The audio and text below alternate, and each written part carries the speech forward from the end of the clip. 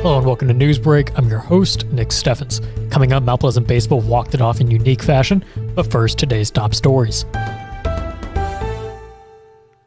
Moorfield Electric is raising funds to support the Pallmeyer family after their 13-year-old son, Jacob Pallmeyer, tragically died in a house fire northeast of Mount Pleasant. The family's employer of over 10 years, Michael Moorfield, created a GoFundMe campaign to provide aid and relief. The fire occurred on 220th Street around 11:30 p.m., resulting in the complete loss of the home. The Henry County Sheriff's Office and the Iowa State Fire Marshal's Office are investigating the incident. Moorfield Electric is coordinating the relief efforts, and donations can be made directly or through the GoFundMe page.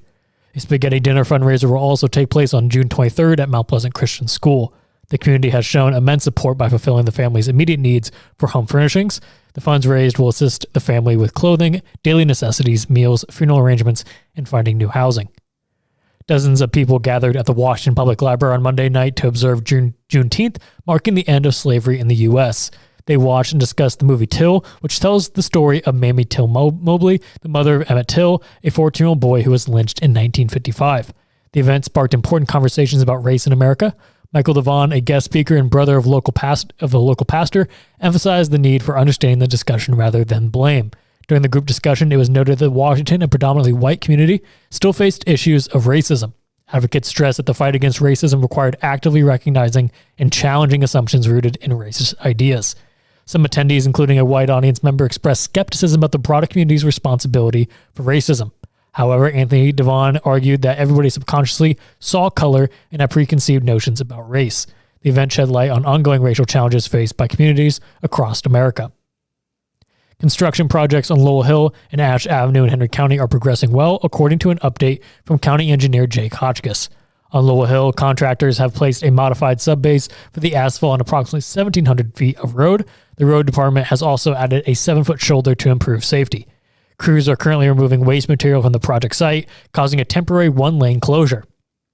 Hotchkiss mentioned that while there may be some delays due to construction, progress has been smooth so far. The final phase of the project will involve replacing crossroad pipes and creating a short section. The Ash Avenue Culvert project south of Hillsboro is also advancing, with crews currently backfilling the completed culvert. Paving work is expected to commence in the coming weeks. The estimated timeline for the Ash Avenue project is 2 months, with detours in place during construction. Members of the Washington School Board discussed new extracurricular activities guides during their recent meeting. The document for the 2023-24 school year contains various provisions, but drew particular attention to a section about spectator behavior at events. The proposed rules, based on guidelines from another school district, outline consequences for spectators who are asked to leave. The consequences include a meeting with the district activities director and suspension from the next scheduled event for a first offense, meeting with superintendent and suspension from the next 5 scheduled events for second offense, and 1-year suspension from all district extracurricular activities for a third offense. Some board members raised concerns about the clarity of the policy, such as what constitutes the next event and the enforcement procedures. The school board plans to vote on the rules as their regular meeting in July after revisions are made. We're going to take a quick break, and when we come back, we'll take a look at the weather and sports. Since 1905, Kelowna Cooperative Technology Company has helped our communities stay connected with the latest advancements in clear, dependable telecommunications services. KCTC provides rural Iowans with access to high-speed fiber internet, as well as phone, television, computer repair, and cybersecurity solutions. We're also proud supporters of local organizations and area schools within the community. KCTC, keeping Kelowna connected. At the Capper Auto Group, we put our customers' needs first and understand that everyone is as different as the vehicle they select. We offer new Ford, Chevrolet, Buick, GMC, Jeep, Chrysler, Dodge, and Ram vehicles in a friendly environment that puts you in the driver's seat. When it comes to service, we maintain factory-trained technicians and competitive pricing. The Capper Auto Group still believes that service after the sale provides the best customer experience. Come see the Capper experience for yourself.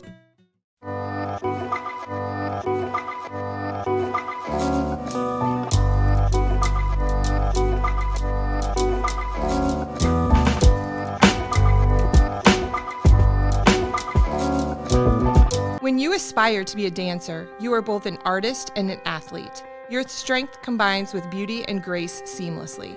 Your efforts result in enhanced coordination, the ability to cooperate and compromise with others, and the confidence to perform in front of an audience. not to mention the fun you will have and the lifelong friendships you will develop. We are enrolling now for fall classes, and we would love to see you shine like the star that you are. Join us for Dance and Tumbling at Stairway to the Stars. Please visit our website for online registration. Hospice isn't a place, it's a type of care that focuses on living. Servicing a 7-county area, the Hospice of Washington County staff of nurses, social work, hospice aides, spiritual and grief support, volunteers, music and massage therapists are able to provide free end-of-life care where the patient lives. We write wills, give consent for organ donation, but rarely is there a plan for what we would want the final phase of our lives. At Hospice of Washington County, we encourage our patients to be in charge of their healthcare decisions while maintaining quality of life. Been in healthcare for many years. I know that Tammy's that person who wants to help others and take care of us. She knows the healthcare business and wants to take care of others. Hello and welcome back to Newsbreak. I'm your host, Nick Steffens. Coming up, your 5-day forecast, but first, obituaries. Lena Alice Allen of Sun City, Arizona, passed away on June 15th at the age of 84. Banner Funeral Home is in charge of the arrangements. Bruce Michael Campbell of Washington passed away on June 15th at the age of 88. A funeral service was held at 11 a.m. June 20th at the United Methodist Church.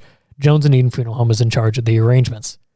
Fred L. Tweedy of Kyoto passed away on June 16th at the age of 64. A celebration of life will be held at a later date. The Beatty Peterson Funeral Home is in charge of the arrangements. Douglas A. Loeffler of Brighton passed away on June 17th at the age of 67. A celebration of life will be held at a later date. Gold Funeral Home is in charge of the arrangements. Dawn Michelle Ensminger of Washington passed away on June 16th at the age of 50. A celebration of life will be held at 11 a.m. June 22nd at the Marion Avenue Baptist Church. Jones and Eden Funeral Home is in charge of the arrangements. Laney Glass of Richland passed away on April 30th at the age of 66. A celebration of life will be held at a later date. That was obituaries. It is now time for your 5-day forecast. We've had another day of beautiful weather with a high of 89 degrees and mostly sunny skies. Tomorrow will be much the same. On Thursday, it will be 87 degrees and mostly sunny. Friday, temperatures will reach back into the 90s and it will remain mostly sunny. Finally, on Saturday, it will be the warmest day of the week with a high of 92 and partly cloudy skies. We're going to take a quick break, and when we come back, we'll take a look at the weather and sports. Federation Bank is a locally owned bank providing award-winning customer service. We believe that we are more than just a federation of banks, but a federation of communities, serving Brighton, Richland, Wellman, and Washington, Iowa.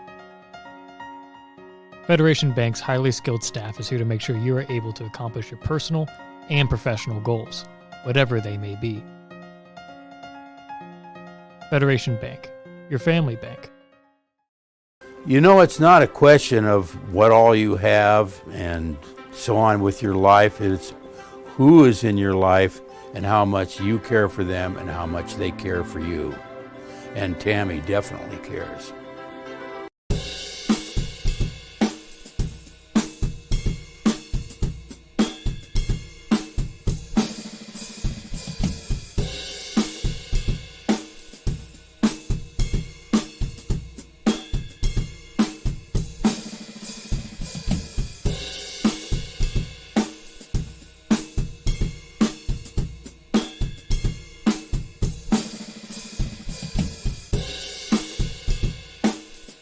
Family owned and operated by Andy and Sarah Ross. Ross Auto has been your vehicle repair and maintenance headquarters since 1935. We specialize in all makes of cars and light-duty trucks. With our variety of available services, let us help you keep rolling and your vehicle operating efficiently.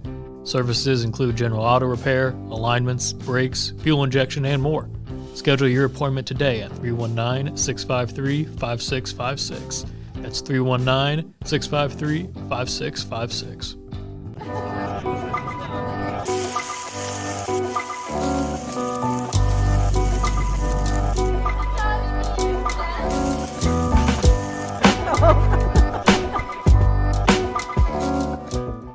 Welcome back to Newsbreak. I'm your host, Nick Steffens. It is now time for sports. In a doubleheader between Fairfield and Mount Pleasant at the Maple Leaf Athletic Complex, the two games ended with contrasting outcomes. In Game 1, Fairfield dominated and handed Mount Pleasant the loss with a score of 12-0. Tay Allen pitched a shutout, receiving ample support from the Trojan offense, particularly in the third inning when they scored 8 runs. Aiden Corder had 3 hits and 2 RBIs for Fairfield. In the Game 2, Mount Pleasant won in a walk-off fashion, securing a 7-6 victory. Carter Amos drove in the winning run after being hit by a pitch with the bases loaded. Amos contributed 4 RBIs in the game. Both teams displayed determination and resilience throughout the doubleheader, with Fairfield's coach praising his team's effort. Mount Pleasant's coach acknowledged the contrasting performance of his team in Game 2 compared to Game 1. Washington baseball faced 2 defeats on Monday night against Keokuk, a Southeast Conference rival. The Demons were outplayed by the Chiefs with a score of 13-4 in the first game and 14-3 in the second. In the initial matchup, the Demons never held the lead as Keokuk took an early advantage with 3 runs in the first inning. Washington managed to narrow the gap to 1 run with 2 RBIs from Chase Greiner and Austin Riebling in the second inning. However, Keokuk extended their lead to 4-2 in the third. Both teams remained scoreless until the 6th inning when Isaac Vetter and Ethan Patterson drove in 2 runs to tie the game at 4-4. Keokuk surged ahead in the 7th inning, scoring 9 runs, and Washington was unable to recover. Austin Riebling had 2 hits and an RBI in the loss, while Luke Beanblossom, Vetter, Noah Greiner, Chase Greiner, and James Strabola contributed with 1 hit each. In the second game, Washington briefly led with a single run in the first inning, but Keokuk quickly took control. Despite scoring in the first 3 innings, Washington couldn't keep up with Keokuk's offensive prowess as the Chiefs scored 6 runs in the second inning and 8 more in the fourth, ending the game early. Vetter and Patterson both had 2 hits, with Vetter recording the sole RBI. Beanblossom, Cale Williams, and Chase Greiner each added a hit. These 2 losses bring the Demons' season record to 4-14 overall and 4-7 in Southeast Conference play. That is the news for Southeast Iowa. I've been your host, Nick Steffens. This has been your news break, and I will see you next time.